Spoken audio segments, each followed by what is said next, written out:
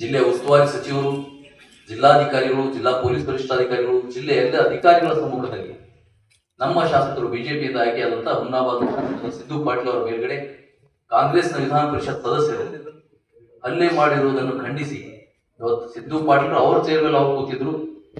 ಕಾಂಗ್ರೆಸ್ನ ವಿಧಾನ ಪರಿಷತ್ ಸದಸ್ಯರು ಚೇರ್ ಬಿಟ್ಟು ಬಂದು ಅವರ ಮೇಲೆ ಹಲ್ಲೆ ಮಾಡಲಿಕ್ಕೆ ಯತ್ನಿಸಿದಾಗ ಮಧ್ಯದಲ್ಲಿ ಪೊಲೀಸ್ನವರು ಬಂದು ತಡೆದಿದ್ದಂಥದ್ದು ನಾವೆಲ್ಲ ತಮ್ಮ ಮಾಧ್ಯಮ ಮುಖಾಂತರ ನೋಡಿದಾಗ ಎಲ್ಲರ ಗಮನಕ್ಕೆ ಬಂತು. ಇದು ಪ್ರಜಾಪ್ರಭುತ್ವ ವ್ಯವಸ್ಥೆಗೆ ಒಂದು ದೊಡ್ಡ ಕಪ್ಪು ಚುಕ್ಕೆ ಮತ್ತು ನಮ್ಮ ಬೀದರ್ ಜಿಲ್ಲೆಗೆ ಒಂದು ಕಪ್ಪು ಚುಕ್ಕೆ ತಂದಂತ ಒಂದು ಪ್ರಕರಣ.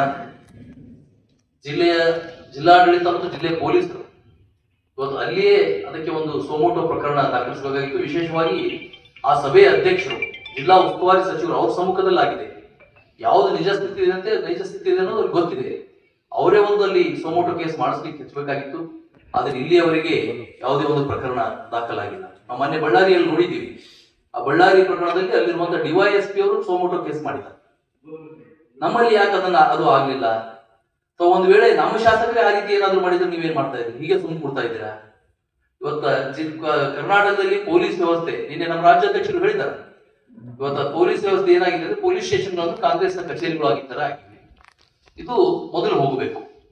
ಯಾರು ತಪ್ಪು ಮಾಡಿದಾರೋ ಅವ್ರ ಮೇಲೆ ಕಾನೂನು ಕ್ರಮ ಆಗಬೇಕು.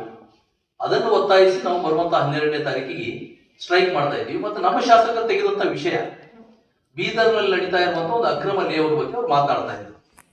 ಅವ್ರು ಯಾವುದೋ ಬೇರೆ ಹೇಳ್ತಾ ಇರಲಿಲ್ಲ. ನಮ್ಮ ಜಿಲ್ಲೆಯ ಜನರಿಗೆ ಆ ಲೇಔಟ್ ಏನಾದ್ರು ಅನುಕೂಲ ಆಯ್ತು ತಗೊಳ್ಳೋರು ಯಾರು? ಬೀದರ್ ಜಿಲ್ಲೆಯ ಜನರು. ಅಲ್ಲಿ ಒಂದು 50 ಲಕ್ಷ ರೂಪಾಯಿ ಒಂದು ಪ್ಲಾಟ್ ಮಾಡ್ತಾ ಇದೆ. ಇಲ್ಲಿ ಯಾರೋ ಒಬ್ಬ ಶಿಕ್ಷಕರು ಇನ್ನೊಬ್ರು ತಮ್ಮ ಜೀವನದ ಇಡೀ ಪೂಂಜಿಯನ್ನು ಒಂದು ಮನೆ ಕಟ್ಟಬೇಕು ಅಂತ ಹೇಳಿ ಅಲ್ಲಿ ದುಡ್ಡು ಹಾಕಿ ಮನೆ ಕಟ್ಟಿ ಪ್ಲಾಟ್ ಖರೀದಿ ಮಾಡಿ ಲೋನ್ ತಗೊಂಡು ಮನೆ ಕಟ್ಟಿ ತಮ್ಮ ಕನಸನ್ನು ನನಸು ಮಾಡ್ಕೊಡ್ಬೇಕಂತ.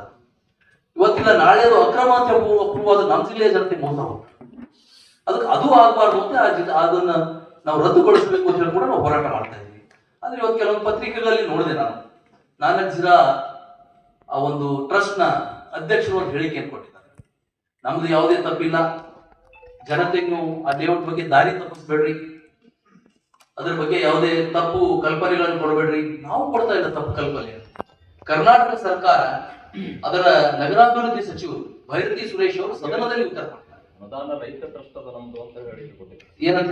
ಅನುದಾನ ರೈತ ಯಾವುದೇ ಅದು ಹೇಳ್ತೀನಿ, ಅನುದಾನದಲ್ಲಿ ಅವಕಾಶ ಇದೆ ಅಂತ ಇರ್ಲಿ, ಅದು ನಾನು ಮುಂದೆ ಹೇಳ್ತೀನಿ. ಅವ್ರ ರೀತಿಗೆ ಅವ್ರು ಯಾವುದೇ ಕೂಡ ನಮಗೂ ಉಲ್ಲೇಖ ತಗೊಂಡಿದ್ದೇನು ಅಂದ್ರೆ ಕರ್ನಾಟಕ ಸರ್ಕಾರದ ಘನತೆಯುತ ಮಂತ್ರಿಗಳು, ಅದು ನಗರಾಭಿವೃದ್ಧಿ ಸಚಿವರು ಸದನದಲ್ಲಿ ಉತ್ತರ ಕೊಟ್ಟಿದ್ದಾರೆ. On the floor of the house ಅಲ್ಲಿ ಏನಂತ ಉತ್ತರ ಕೊಟ್ಟಿದ್ದಾರೆ ಅಂದ್ರೆ, ಬೀದರ್ ತಾಲೂಕಿನ ಒಂದು ಸಣ್ಣ ಪ್ಯಾರ ಓದಿರ್ತೀನಿ ನಮ್ಮ ಗಮನಕ್ಕೆ ತರಕ್ಕೆ. ಬೀದರ್ ತಾಲೂಕಿನ ಚಿಕ್ಕಪೇಟ್ ಗ್ರಾಮದ ಸರ್ವೆ ನಂಬರ್ 30, 31, 34ರ ಒಟ್ಟು 48 ಎಕರೆ ವಿಸ್ತೀರ್ಣದ ಜಮೀನಿನಲ್ಲಿ ಬೀದರ್ ನಗರಾಭಿವೃದ್ಧಿ ಪ್ರಾಧಿಕಾರದಿಂದ ನಿಯಮ ಬಾಹಿರವಾಗಿ ವಿನ್ಯಾಸಕ್ಕೆ ಅನುಮೋದನೆ ನೀಡಿ ರೇರಾ ಪ್ರಾಧಿಕಾರದ ಅನುಮೋದನೆ ಪಡೆಯದೆ 40% ನಿವೇಶನ ಬಿಡುಗಡೆ ಮಾಡಿರುವುದು ಹಾಗೂ ಸದರಿ ಜಮೀನುಗಳು ದಿನಾಂಕ 25/2/1988ರಂದು ದಿನಾಂಕ 25/2/1988ರಂದು ಭೂ ಪರಿವರ್ತನೆಯಾಗಿದ್ದು, ಆದರೆ ಯಾವ ಉದ್ದೇಶಕ್ಕಾಗಿ, ಕೈಗಾರಿಕೆನ ಅಥವಾ ವಸತಿನ ಅಥವಾ ವಾಣಿಜ್ಯನ ಯಾವ ಉದ್ದೇಶಕ್ಕಾಗಿ ಅಂತ ಉಲ್ಲೇಖ ಮಾಡಿದ್ದಾರೆ.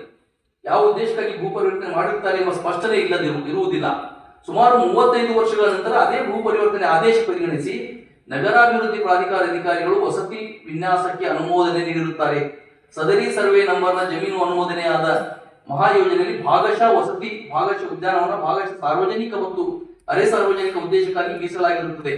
ಆದರೆ ಭೂ ಉಪಯೋಗ ಬದಲಾವಣೆ ಅನುಮತಿ ಪಡೆಯದೆ ಶುಲ್ಕ ಪಾವತಿಸದೆ ಸರ್ಕಾರಕ್ಕೆ ಆರ್ಥಿಕ ನಷ್ಟ ಉಂಟು ಮಾಡಿ ನಿಯಮ ಬಾಹಿರವಾಗಿ ಮೇಲಿನ ಎಲ್ಲಾ ಸರ್ವೆ ನಂಬರ್ಗಳು ವಸತಿ ವಲಯವೆಂದು ಪರಿಗಣಿಸಿ ವಿನ್ಯಾಸಕ್ಕೆ ಅನುಮೋದನೆ ನೀಡಿರುವುದು ಕಂಡು ಬಂದಿರುವುದರಿಂದ ಅಲ್ಲಿನ ಅಧಿಕಾರಿಗಳ ವಿರುದ್ಧ ನಾವು ಕಾರಣ ಕೇಳಿ ನೋಟಿಸ್ ಅನ್ನು ಕೊಟ್ಟಿರುತ್ತೇವೆ ಅಂತ ತಿಳಿಸಿದ್ದಾರೆ. ಇದು ಸದನದಲ್ಲಿ ಹೇಳಿರುವಂತದ್ದು. ಇದರಲ್ಲಿ ಒಂದು ನೀವು ಕರೆಕ್ಟ್ ಇದ್ರೆ ಅಂದ್ರೆ ಮಿನಿಸ್ಟರ್ ತಪ್ಪು, ಅದಕ್ಕೆ ಮಿನಿಸ್ಟರ್ ರಾಜಕಾರಣ ಕೊಡ್ಬೇಕು. ಅವ್ರ ತಪ್ಪು ಮಾಹಿತಿ ಕೊಟ್ಟು ಸದನಕ್ಕೆ ಅದ ಇಲ್ಲ, ಅದು ತಪ್ಪಾದ್ರೆ ತನಿಖೆ ಆಗಬೇಕು. ನಾವು ಯಾರಿಗಾರ ದಾರಿ ತಪ್ಪಿಸುವಂತ ಕೆಲಸ ಮಾಡ್ತಾ ಇಲ್ಲ. ಬೀದರ್ ಜಿಲ್ಲೆಯ ಜನತೆಗೆ ದಾರಿ ತಪ್ಪಿಸುವಂತ ಕೆಲಸ ಮಾಡ್ತಾ ಇಲ್ಲ. ಮಂತ್ರಿಗಳೇ ಸದನದಲ್ಲಿ ಹೇಳಿರೋದ್ರಿಂದ ತಪ್ಪು ಮಾಹಿತಿ ಅವ್ರು ಸದನ ಕೊಟ್ಟಿದ್ದಾರೆ ಅಂದ್ರೆ ಅವ್ರು ರಾಜೀನಾಮೆ ಕೊಡಬೇಕು. ಇಲ್ಲ ಅವ್ರು ಕರೆಕ್ಟ್ ಆಗಿ ಹೇಳಿದ್ದಾರೆ ಅಂದ್ರೆ ಇಲ್ಲಿಂದು ತನಿಖೆ ಆಗಬೇಕು, ಅದು ರದ್ದುಗೊಳ್ಳಬೇಕು. ಇನ್ನೊಂದು MLC ಅವರು ಒಂದು ಹೇಳಿಕೆ ಕೊಟ್ಟಿದ್ದಾರೆ. ಈಗ ಅದಕ್ಕೆ ಇವರು ಅಂದ್ರೆ ನಿಮ್ಮ ಸರ್ಕಾರದ ಅವಧಿಯಲ್ಲೇನೆ ಕೊಟ್ಟಿದ್ದಾರೆ ಅಂತ. ನೋಡ್ರಿ, ನಮ್ಮ ಸರ್ಕಾರದ ಅವಧಿಯಲ್ಲಿ ಕೊಟ್ಟಿದ್ದಾರೆ, ನಾವು ತಪ್ಪು ಮಾಡೋದು ಕರೆಕ್ಟಾ? ನಮ್ಮ ಸರ್ಕಾರದ ವಿದ್ಯಾರ್ಥಿಗಳು ನಮ್ಮ ಮೇಲೆ ಕ್ರಮ ಕೈಗೊಳ್ಳಿ. ಅದು ನೀವು ನಾನು ಹೇಳ್ತಾ ಇದ್ದೀನಿ ಅದಕ್ಕೆ ಅಧ್ಯಕ್ಷರು ನಾವೇ ಇದ್ರು, ನಾವು ತಪ್ಪು ಸರ್ ಬಾಬು ವಾಲಿ ಇರ್ಬೋದು, ನಾನೇ ಇರ್ಬೋದು.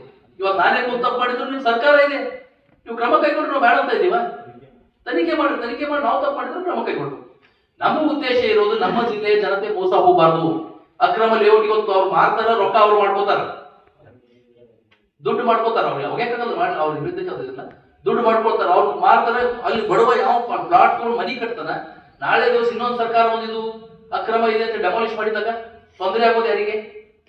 ಅದಕ್ಕೆ ನಾವು ಒಂದು ರಾಜಕೀಯ ಪಕ್ಷವಾಗಿ, ನಾನು ಒಂದು ಜಿಲ್ಲಾಧ್ಯಕ್ಷನಾಗಿ ನಮ್ಮ ಜಿಲ್ಲೆಯ ಜನರಿಗೆ ತೊಂದರೆ ಆಗಬಾರ್ದು ಅನ್ನೋದಕ್ಕೋಸ್ಕರ ಈ ಅಕ್ರಮ ಲೇಔಟ್ ತನಿಖೆ ಆಗಬೇಕು. ರದ್ದತಿ, ಅದು ಅಕ್ರಮ ಇತ್ತು ಅಂದ್ರೆ ರದ್ದತಿ ಆಗಬೇಕು. ಸಕ್ರಮ ಇದ್ರೆ ಆಮೇಲೆ ಮಾಡ್ಕೊಳ್ರಿ, ನಾವು ತನಿಖೆಗೆ ಆಗ್ರಹ ಪಡಿಸಿ ನಾವು ಒತ್ತಾಯ ಮಾಡ್ತಾ ಇದ್ದೀವಿ. ಎರಡನೇ ಇದು ಇವ್ರದ್ದು ಯಾವಾಗ